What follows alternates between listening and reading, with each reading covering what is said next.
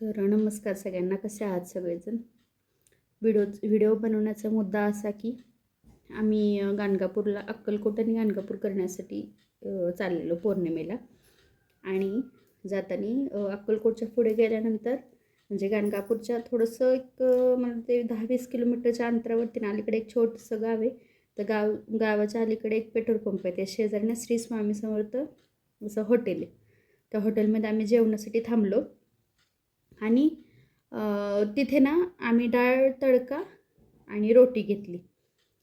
मग घेतली. बाळ होतं सोबत, आद्या होता सोबत. मग त्याला चारण्यासाठीच घेतली होती रोटी, म्हणजे नाही का डाळ. आणि वांग्याची भाजी होती माझ्याकडे, शेंगाची चटणी होती. मग त्याच्यामुळं म्हटलं भाजी काय नको घ्यायला, आपली जी आहे ना ती खाऊ आणि बाळासाठी डाळ घेऊ म्हणून डाळ घेतलेली. तर त्या डाळीमध्ये आम्ही ती डाळ आणली, डाळ मागवली. डाळ थोडीशी खाल्ली. त्याच्यामध्ये एवढा मोठा असा किडा होता त्या डाळीमध्ये, आतमध्ये बादली तर डाळ येते ना, त्या डाळीमध्ये किडा होता. ती छोटी बादली असती ना त्याच्यामध्ये किडा आला होता. मग आम्ही त्या मालकाला बोलून दाखवलं. तर तो मालक काय बोलला, हे तुमच्याकडून आत्ता पडलं आहे किडा. हे शक्य आहे का सांगा बरं, आम्ही किडा त्याच्यामध्ये टाकू का? आणि ते आम्ही म्हणजे पडलेला असं जर आमच्या समोर जर पडला असता तर तो किडा थोडासा, आता तुम्हाला तर माहीतच आहे किडा कसा असतो, म्हणजे नाही का, किडा पडल्यानंतर तो लगेच जर पडला असता तर तो थोडासा. तर तो माणूस काय बोलतो की ही तुमच्याकडूनच पडलेली आहे. शक्य आहे का सांगा बरं. आम्ही जेव्हा डाळ आली ना त्याच्यावरती तेव्हाच प्लेट झाकून ठेवलेली. मग प्लेट तर झाकून ठेवलेली, मग त्याच्यामध्ये कसा काय किडा पडेल? आणि एवढे मोठी लाईटिंग वगैरे तिथं होत्या. व्हिडिओ तिथं काढता आला नाही का, तर कस्टमर पण जास्त नव्हते आणि आम्हाला पण वेळ झालेला. पुढे अंधारा खूप झाला होता, म्हणजे नाही का, पुढे आम्हाला जायचं होतं गाणगापूरला. म्हणून म्हटलं व्हिडिओ नंतर काढू आपण घरी गेल्यानंतर. मग तिथला त्या हॉटेलचा व्हिडिओ काय काढला नाही आम्ही. बरं ठीक आहे. मग त्या हॉटेलवाल्याने दुसरी डाळ आणून दिली, पण आपलं मन होतं आहे का ते म्हणजे नाही का, खावं असं ते मनच होत नाही, म्हणून आम्ही ते खाल्लीच नाही. मग ती तसंच कॅन्सल केली आणि तिथून आम्ही ते बिल पे केलं आणि निघालो. पण त्यांनी ते असे बोलले पण नाहीत की नाही का डाळीचं राहू दे म्हणून, जे तुम्ही डाळ घेतलेली ना त्याचे पैसे राहू दे म्हणून ते असे बोलले पण नाही. आम्ही पैसे दिले तिथे आणि तिथून निघून गेलो. परत दुसऱ्या दिवशी परत आम्ही इकडे पुण्याला येण्यासाठी निघालेलो. तर येताना देशपांडे प्युअर व्हेज आहे, हे तर सगळ्यांना माहीतच असेल, सोलापूर हायवेला देशपांडे प्युअर व्हेज आहे. तिथे आम्ही थांबलो. तेव्हा पण सेम तसंच बाळासाठीच आम्हाला म्हणजे नाही का जेवण घ्यायचं होतं. मग डाळ खिचडी मागवलेली आम्ही. आता ते देशपांडे हॉटेल तर सगळ्यांना असं वाटत असेल की नाही का तिथे स्वच्छता खूप आहे, किंवा म्हणजे रेट पण तिथले खूप आहेत, तसे बाहेरच्या हॉटेलपेक्षा तिथले रेट खूप आहेत. म्हणून पण आम्हाला माहीत नव्हतं की नाही काय पुढे असं काय प्रकार घडेल असा. मग आम्ही तिथे थांबलो आणि डाळ खिचडीची एक ऑर्डर दिली.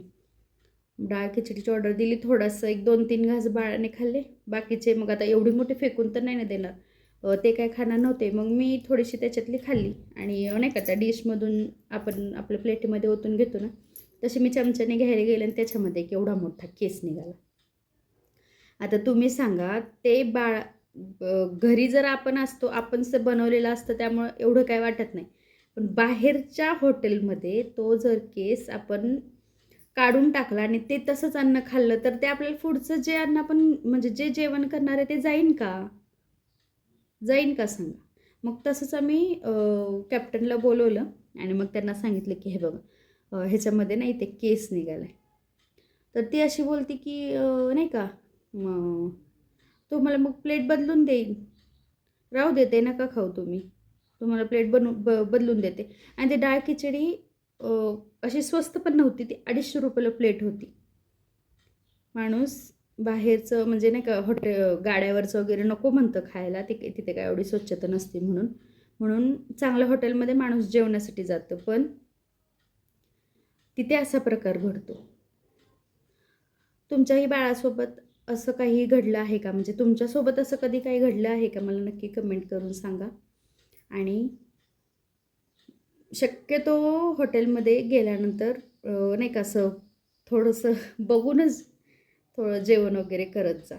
माझी तर नाही का हेच मी सांगण्याचा प्रयत्न करेन व्हिडिओमधून. माझा म्हणजे नाही का असं दुखवण्याचा काही हेतू नाही आहे, कोणाचं मन दुखवण्याचा काही हेतू नाही आहे. पण असं मी माझ्या बाळासाठी खरं तर ती डाळ खिचडी घेतलेली, त्याच्यामध्ये पण तो किडा निघाला, म्हणजे त्याच्यामध्ये केस निघाला. आणि तिकडे डाळ तडका घेतलेला, त्या डाळ तडक्यामध्ये पण मोठाच्या मोठा किडा निघाला. आणि तो किडा पण पूर्ण असा डाळीत शिजून वगैरे आला होता. मग ती आपली दुसरी डाळ खाण्यासाठी, म्हणजे नाही का, दुसरी जरी मागवली असती तर ती डाळ खाण्यासाठी आपलं मन तयार होईल का, किंवा ती खाऊ वाटेल का डाळ? मला नक्की कमेंट करून सांगा.